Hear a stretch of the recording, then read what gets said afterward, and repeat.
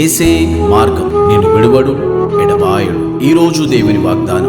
Shalom. ప్రతి ఒక్కరికి very good morning అండి. ఎంతమంది అయితే ఉదయకాల వాగ్దానం వింటారో సిస్టర్స్ అండ్ బ్రదర్స్, ప్రతి ఒక్కరిని దేవుడు మిమ్మల్ని మీ కుటుంబాన్ని దీవించి ఆశీర్వదించుగాక. మీరందరూ హ్యాపీగా ఉండాలని మనసారా కోరుకుంటున్నాను. మీ జీవితంలో మీ కుటుంబంలో దేవుడు గొప్ప అద్భుతాన్ని గొప్ప ఆశీర్వాదాన్ని ఇవ్వబోతున్నాడు.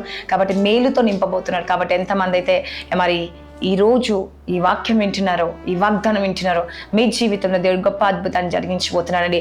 ఈరోజు నువ్వు బాధతో కృంగిపోయిన, వేదనతో ఉన్నావేమో, సమస్యలో ఉన్నావేమో, దుఃఖంతో ఉన్నావేమో, నీ పరిస్థితిని దేవుడు మార్చబోతున్నాండి. హల్లెలూయా. నీ స్థితిని దేవుడు మార్చబోతుంది, నీ గతిని దేవుడు మార్చబోతుండు.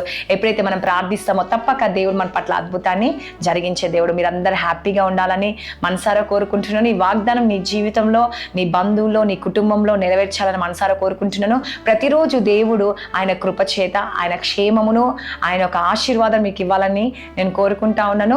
ఈరోజు ఎంతమంది అయితే మరి బాధతో వేదనతో కృంగిపోయి ఉన్నారేమో, అయితే దేవునికి ఈరోజు సంతోషాన్ని అనుగ్రహించబోతుందండి. దేవునిని ఆశీర్వదించబోతుంది. పరిస్థితులు దేవుడు మార్చబోతుండు. ప్రార్థించుకుందామా? స్తోత్రం. పరిశుద్ధ ఆత్మడ యేసు ప్రభువా, వాగ్దానం ద్వారా మీరు మాట్లాడి బలపరిచి స్థిరపరచమని దేవా, ప్రతి ఒక్క హృదయాన్ని దేవా సంతోషకరంగా మార్చమని యేసు నామములో అడుగుచున్నాను తండ్రి. ఆమేన్. హల్లెలూయా. ఈరోజు దేవుడు మీకు ఇచ్చే వాగ్దానం ఏంటంటే కీర్తనలు 146 అధ్యాయం 7వ వచనము. దేవుడు ఏమని సెలవిస్తా ఉన్నట్టు తెలుసా అండి? ఏమంటున్నావు? ఈరోజు నువ్వు బాధతో ఉన్నావేమో, వేదనతో ఉన్నావేమో, నువ్వు కృంగిపోయి ఉన్నావేమో, ఆకలితో ఉన్నావేమో, సమస్యలో ఉన్నావేమో, లేకపోతే కృంగిపోయి ఉన్నావేమో, మరి నీ ఆత్మీయ జీవితము, నీ శరీర జీవితం గురుడితనంగా ఉందేమో. ఈరోజు అయితే దేవుళ్ళు లేవనెత్తబోతుందండి. హల్లెలూయా. అందుకేమంటాడు? బాధపడు వారికి ఆయన న్యాయము తీర్చును. హల్లెలూయా కదండి. ఈరోజు నువ్వు బాధతో ఉన్నావా? నా కుమారి, నా కుమారుడా, దేవుడు ఏమంటుంది తెలుసా అండి? బాధపరచు వారికి ఆయన న్యాయము తీర్చును కదండి. నీ బాధ ఈ లోకంలో మనుషులు ఎవ్వరికి అర్థం కాదు, నీ బంధువులకు అర్థం కాదు, మీ అమ్మా నాన్నకు అర్థం కాదు, ఒక్కొక్కసారి నీకు అర్థం కాదు. అసలు నేను ఎందుకు బాధపడుతున్నాను, నాకు ఎందుకు ఈ బాధ, నాకు ఎందుకు ఈ సమస్య అని చెప్పేసి ఈరోజు నువ్వు కృంగిపోతున్నావా కదండి. కొన్ని సమయంలో బాధ అనుభవించినప్పుడు మనలో మనమే కృంగిపోతాం, మనలో మనం బాధపడతా ఉంటాం. అయితే దేవుడు ఈరోజు నీతో మాట్లాడుతూ ఉండు. బాధపడుతున్నావా? అయితే నీకు న్యాయం తీర్చబోతున్నాను కదండి. మీ టీచర్ లేకపోతే నీ కాలేజ్లో మీ ప్రిన్సిపల్ ద్వారానో, టీచర్ ద్వారానో, మీ స్టూడెంట్స్ ద్వారా బాధపడుతున్నావా? అయితే దేవుడు న్యాయం తీర్చబోతున్నాడు. నీ జాబ్ దగ్గర నీ మేనేజర్తోనో లేకపోతే మీ ఎండీతోనో బాధపడుతున్నావు, అయితే దేవుడు న్యాయం తీర్చిపోతున్నాయి. నీ కుటుంబంలో నీ భర్తతోనో, నీ భార్యతోనో, నీ పిల్లలతోనో, నీ బంధువులతోనో, నీ స్నేహితులతో బాధపడుతున్నావా? అయితే దేవుడు న్యాయం తీర్చిపోతున్నాడు. హల్లెలూయా. ఈరోజు నువ్వు అనుకుంటే నాకు ఎవ్వరు న్యాయం తీర్చేవారు లేరా, ఈ బాధ ఎన్ని రోజులు నేను అనుభవించాలి, ఈ కష్టం నేను ఎన్ని రోజులు అనుభవించాలి, ఇంకా ఈ దుఃఖం ఎన్ని రోజులు నేను అనుభవించాలి అని చెప్పేసి ఈరోజు నువ్వు బాధపడుతున్నావేమో.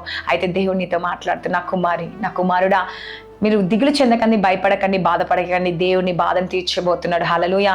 ఈరోజు ఆకలి కొని వారికి ఆహారము దయచేయండి. చూడండి, కొన్ని సమయంలో ఆహారము ఎంత కష్టపడ్డా, ఎంత ప్రయాసపడ్డా తినడానికి ఆహారం టైంకి దొరకదండి. అప్పుడు వారి ఆకలితో ఉన్నప్పుడు ఎంత వేదన కలుగుతుంది, ఎంత బాధ కలుగుతుంది కదా. చాలామందికి అనాథులుగా ఉన్న వారికి మరి ఆహారం దొరకదండి, వారు ఎంతో బాధపడతారు. కానీ ఈరోజు మరి తల్లిదండ్రులు లేని వారు కావచ్చు, ఆహారం దొరకని వారు కావచ్చు, దేవుడు ఆహారాన్ని పెట్టబోతుండండి. ఆత్మీయ ఆహారం దొరకట్లేదు, ఆత్మీయ ఆహారాన్ని ఇవ్వబోతుండు, శరీరక పరంగా ఆహారాన్ని ఇవ్వబోతుండు. నీ పరిస్థితిని దేవుడు మార్చబోతుంది, నీ స్థితిని దేవుడు మార్చబోతుండండి. నువ్వు ఏ పరిస్థితులు అయితే ఉన్నావో నీ పరిస్థితి దేవుడికి తెలుసు అంట అండి. నీ జీవితాన్ని దేవుడు మార్చబోతున్నాడు. అందుకేమంటుండో ఆహారమును దయచేయను కదండి. హల్లెలూయా. దేవుడు అన్ని ఇచ్చే దేవుడు అండి.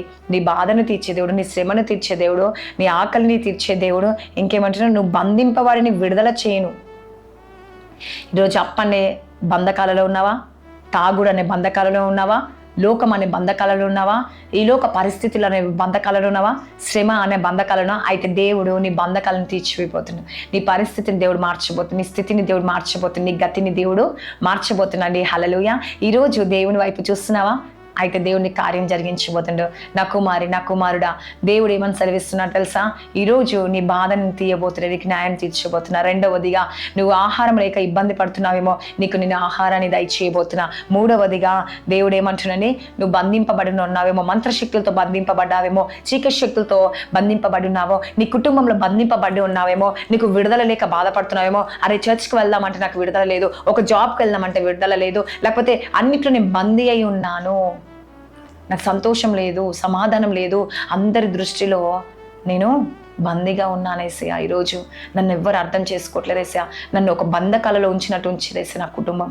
అనుకుంటున్నారా? అయితే ఈరోజు ఆ బంధకాలు తొలగిపోబడుతున్నాయి. నమ్ముతున్నావా? విశ్వసిస్తున్నావా? అయితే తప్పక దేవుడు నీ బంధకాలు తొలగించబోతుంది. నా కుమారి, నా కుమారుడా, ఎందుకు దిగులు చెందుతున్నావు? ఈరోజు ఎందుకు భయపడుతున్నావు? దేవుడు నీతో మాట్లాడుతున్నాడు. హల్లెలూయా. కాబట్టి దేవుడు 3 విషయాలు ఈరోజు నీతో మాట్లాడుతున్నావు. ఒకటి, నువ్వు బాధ నుంచి దేవుడు నీకు న్యాయం తీరుస్తాడంట, విడిపించి. రెండవది, నువ్వు ఆకలి కొని ఉంటే నీ ఆకలిని కదండి, నీ శారీరక ఆకలిని తీర్చబోతుండు, ఆత్మీయ ఆకలిని తీర్చబోతుండు.